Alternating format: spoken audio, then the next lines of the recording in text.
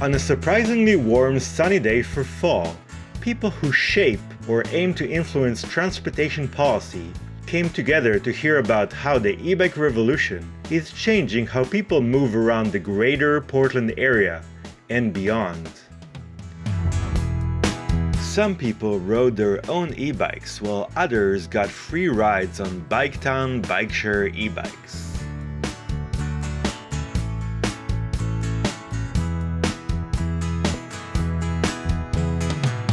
Welcome everyone to the second annual Policymaker e-bike ride. So happy to have you here. It's great to see some new faces and some familiar ones as well. Well, last year I didn't know anyone here, and now I consider most of these people dear friends of mine and excited to make new friends. And so most importantly, please just enjoy the ride. This is the largest bike parking spot in North America. We've been open for about 10 years and have parked over 500,000 bicycles. People show up in the morning, we park their bike for them while they take the tram, go to work, and it's completely free. So if you're ever coming down to use the Aero tram, feel free to use the bike valet. When we started 10 years ago, there were no e-bikes. And now e-bikes make up about 15 to 20% of all the bikes in the bike valet. And that has increased just in the last 2 years since COVID. We're just seeing a lot more people being able to carry a lot more things on electric bikes.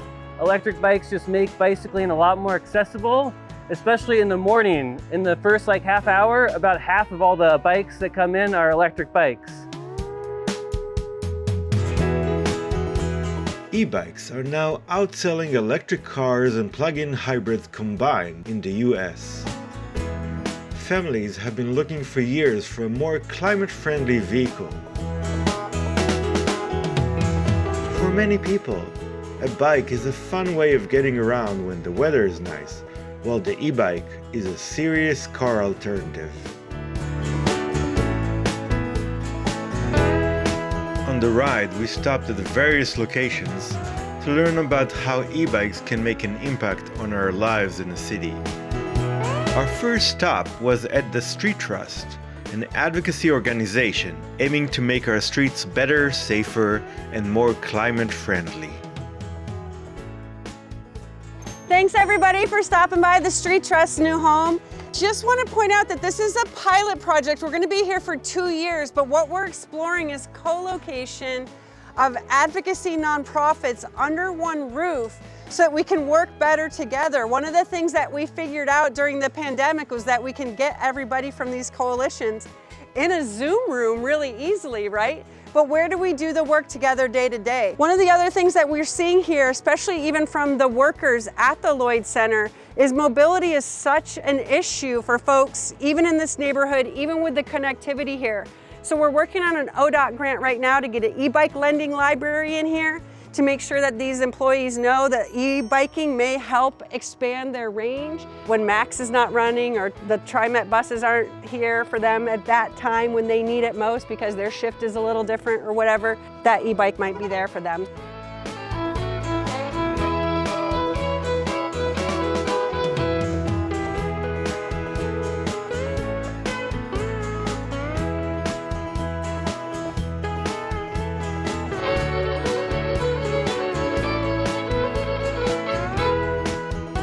Biketown is now comprised of 1,500 e-bikes and 200 stations across 41 square miles of Portland.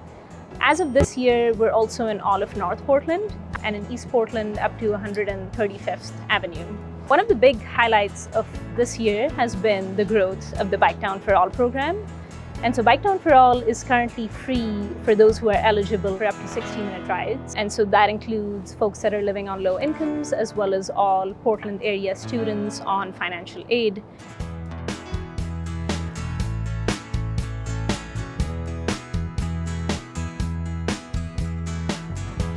So this is Beeline Urban Deliveries Warehouse. We work with EcoTrust. They've helped us put the facility together and a huge photovoltaic system on top of the roof to power all of our freight trikes. Each one of our freight trikes can carry about 700 pounds of cargo, and we have 14 employees doing that now with tons of freight going out by e-assist all over Portland.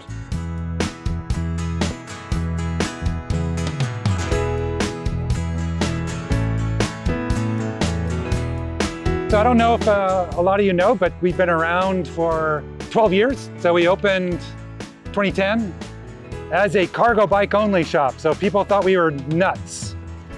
And I was like, no, you just wait and see. And here we are.